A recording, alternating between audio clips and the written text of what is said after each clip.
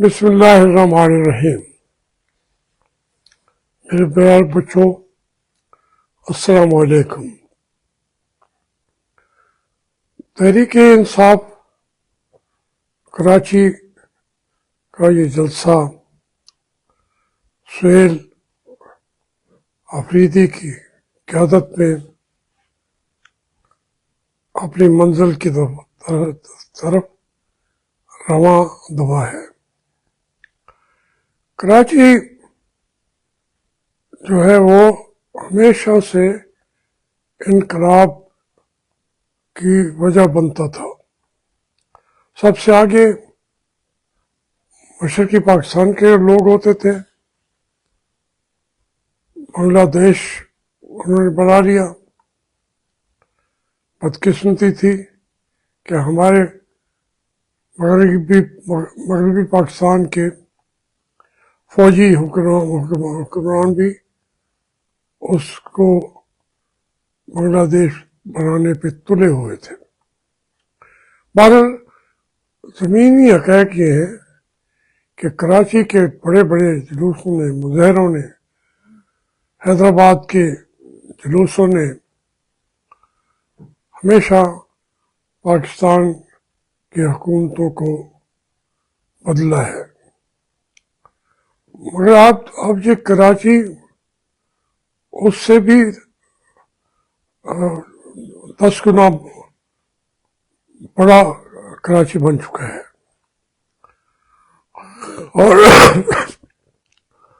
انشاءاللہ یقین ہے کہ سہیل آفریدی جس استقامت سے یہ جنگ لڑ رہا ہے جمہوریت کی، انشاءاللہ یہ وہ 26 نومبر کو دہرانے کی اجازت نہیں دیں گے، اور یہ کامیاب و کامران ہوگا۔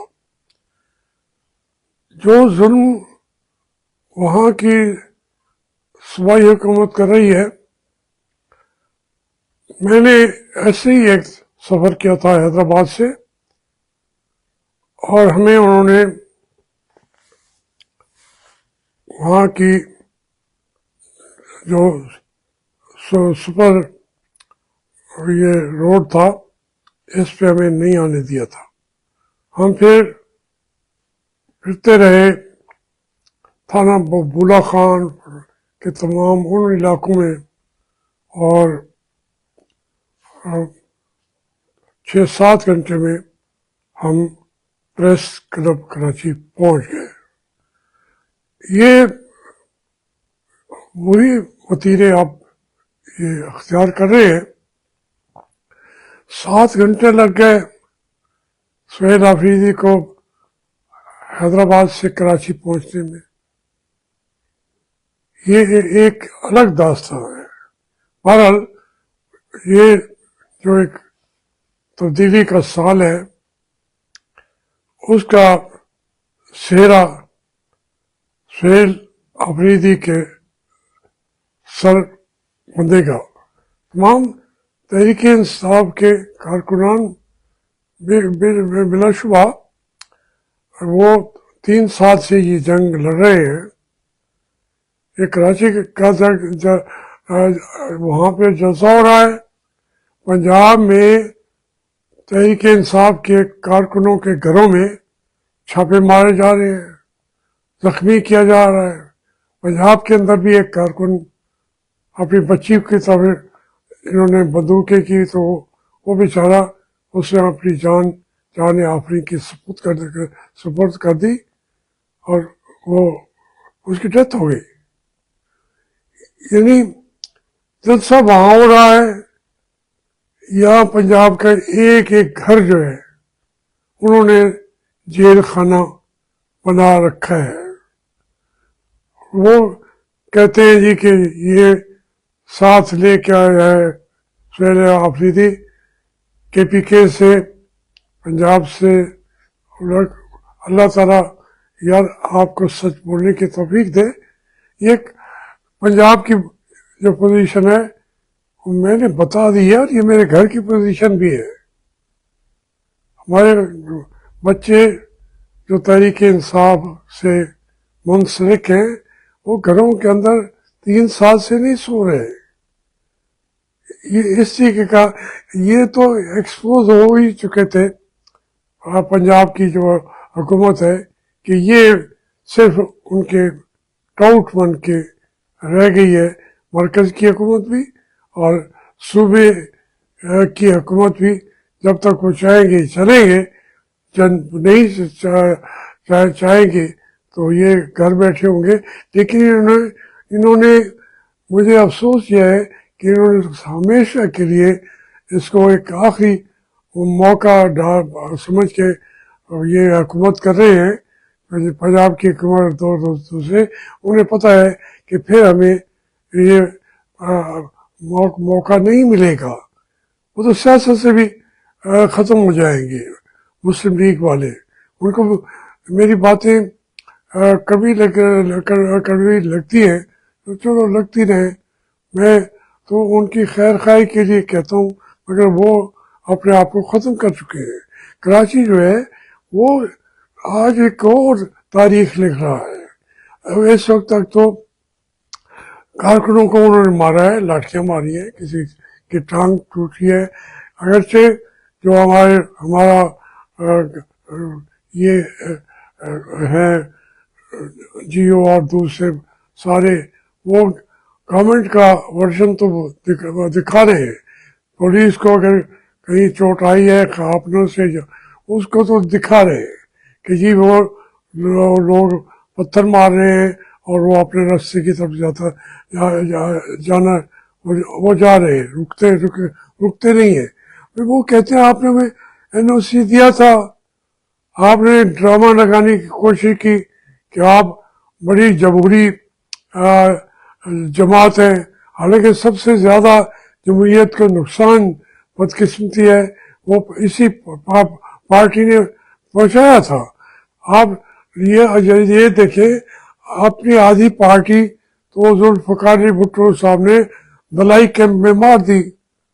وہاں پر نہ کوئی سپریم کورٹ کا حکم چلتا تھا نہ کسی اور کا چلتا، وہاں جا کے وہ پکڑ لیتے تھے وہاں.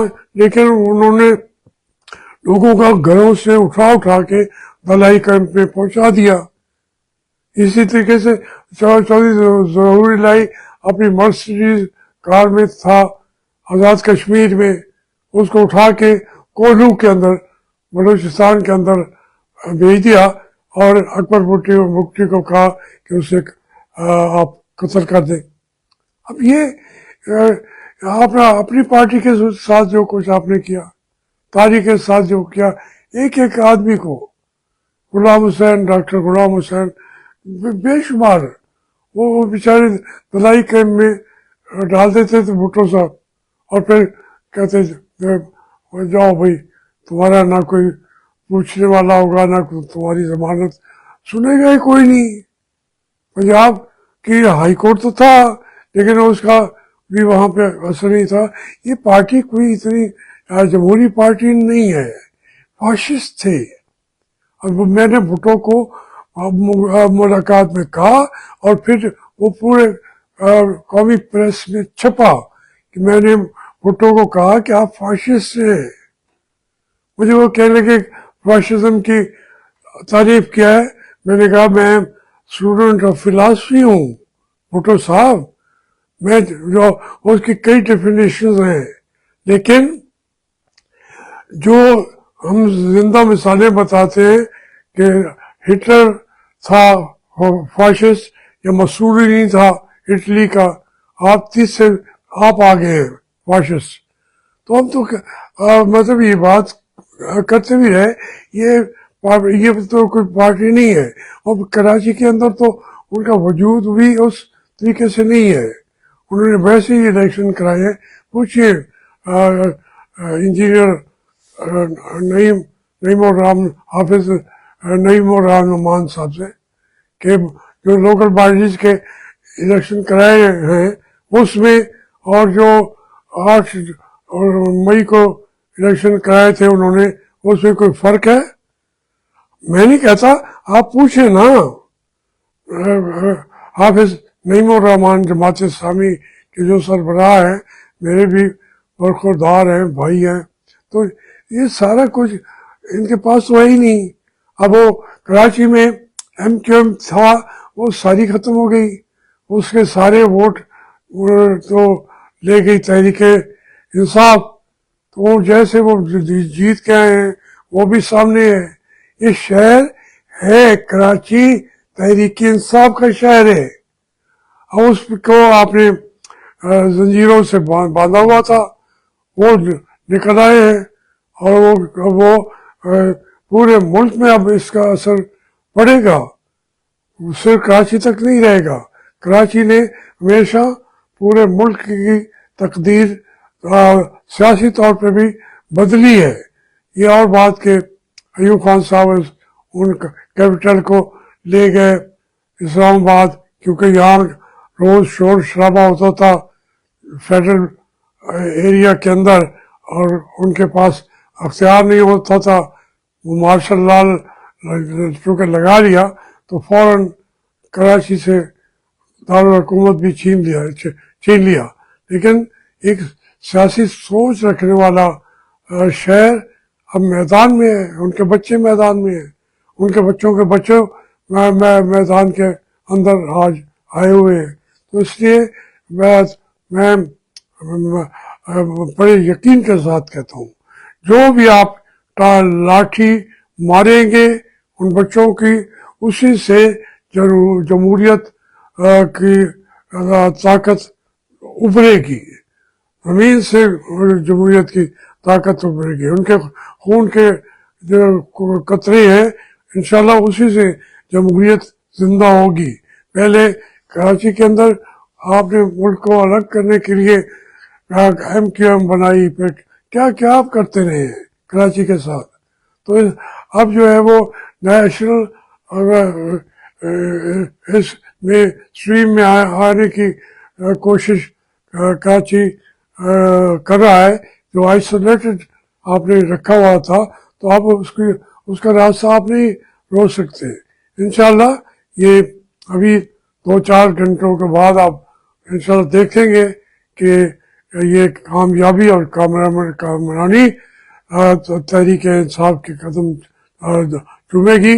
मेरी दुआएं उनके साथ हैं। मैं फिक्रमंद भी हूँ उन